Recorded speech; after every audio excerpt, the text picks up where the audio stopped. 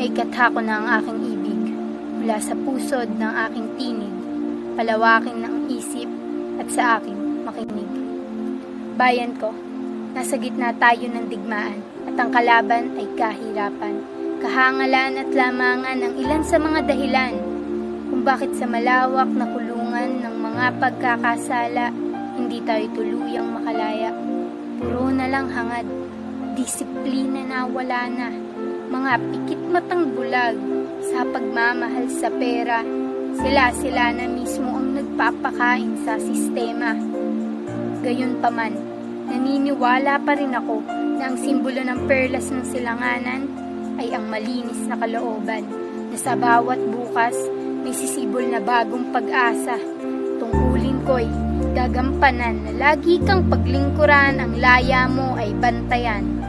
Yang luha sa mata, kailan mo balak punasan? Magbabago ba tayo pag di na kaya pang lunasan? Tampok sa silanganan, pinalakpakan at hinangaan ng mga banyaga, mga talentadong Pilipinong nag-uwi ng mga medalyang bago makamit. Ilang alon muna ang sayo hahasa, mga problemang pababagsakin ka. At sa patnubay ni Ama, manatiling nakatindig kahit pa nanginginig ang iyong mga paa bago ka makarating sa tunay na saya. Palahalakasin ka muna niya sa regalo niyang talento, maniwala ka at isa lang ang sigurado, di ka dito matatalo patungo sa kaunlaran at kaligayahan. Kabataan pa nga ba ang mag-aangat ng bayan? Yan ang tanong ng karamihan na tila ba nag-aalinlangan. At bilang isa sa mga kabataan, bigyan nating patunay na tayo pa rin ang pag-asa ng bayan. Dala natin ang pangarap, dunong, lakas at pag-unlad. Hindi tayo malilimitahan sa paggawa ng magandang bukas. Kaya lumaya ka sa rehas na bubabalot dyan sa utak mo, dahil walang malabo sa kagustuhan na ang pag-asa ay makita ng malinaw.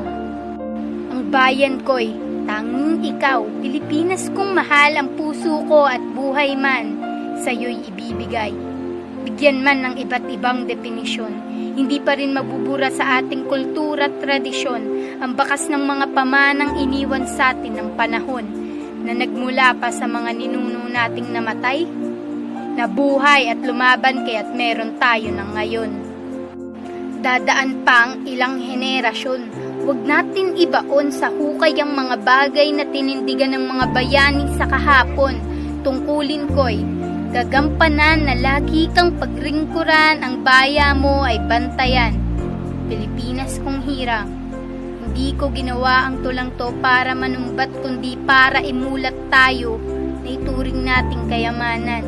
Ang mga ninuno nating naghabi ng kasaysayan, kung kaya't meron tayong kalayaan. Gaya ng iiwan mong yapak, yan ba ang nais mong sundan ng iyong anak?